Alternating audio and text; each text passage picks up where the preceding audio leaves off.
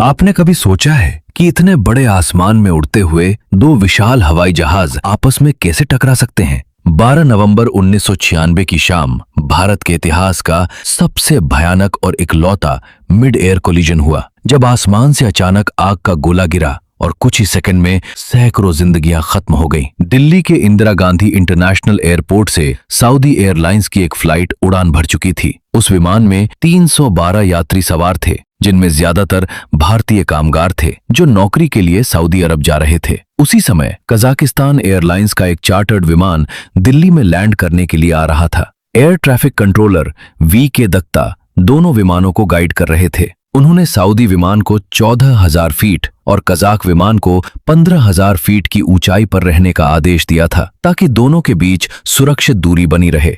ATC Dutta अपनी radar screen पर दोनों विमानों को सिर्फ ब्लिंक करते हुए डॉट्स की तरह देख रहे थे। अचानक दोनों डॉट्स तेजी से एक दूसरे के करीब आने लगे। कुछ ही सेकंड बाद दोनों डॉट्स आपस में टकराए और फिर रडार से हमेशा के लिए गायब हो गए। दिल्ली से करीब 100 किलोमीटर दूर चरखी दादरी के लोगों ने आसमान में जोरदार चमक देखी। ऐसा लगा जैसे बिजली फट गई हो। अगले ही पल जलता हुआ मलबा आसमान से नीचे गिरने लगा। असल में दोनों विमान 14,000 फीट की ऊंचाई पर हवा में टकरा चुके थे। यह हादसा एक नहीं बल्कि कई छोटी गलतियों का नतीजा था।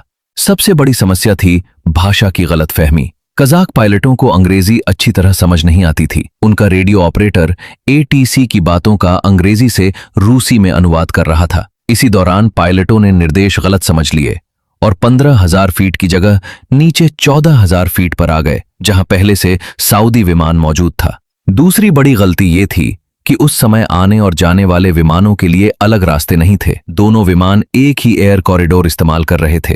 तीसरी समस्या थी पुरानी रडार तकनीक। उस समय दिल्ली एयरपोर्ट पर सिर्फ प्राइमरी रडार था। एटीसी को विमानों की सही ऊंचाई दिखाई नहीं देती थी और उन्हें सिर्फ पायलटों की दी गई जानकारी पर भरोसा करना पड़ता था।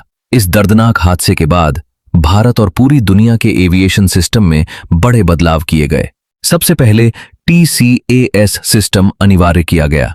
ये एक खास सुरक्षा सिस्टम है जो दो विमानों के बहुत करीब आने पर तुरंत अलार्म बजाता है और पायलट को ऊपर या नीचे जाने का निर्देश देता है। इसके बाद आने और जाने वाले विमानों के लिए अलग अलग एयर कॉरिडोर बनाए गए, ताकि दो विमान कभी आमने सामने न आए। साथ ही अंतर्राष्ट्रीय उड़ानों के सभी पायलटों के लिए अंग्रेजी भाषा में अच्छी पकड़ अनिवार्य कर दी गई, ताकि भाषा की वजह से कोई गलतफहमी न हो। 1996 का वो हादसा भारत के इतिहास का सबसे दर्दनाक एविएशन हादसा बन गया, लेकिन उसी हादसे से सीखे गए सबक ने आने वाले समय में हजारों जिंदगियां बचाईं। यही वजह है कि उस खौफनाक दिन के बाद आज तक भारत में फिर कभी हवा में दो विमानों की टक्कर नहीं हुई।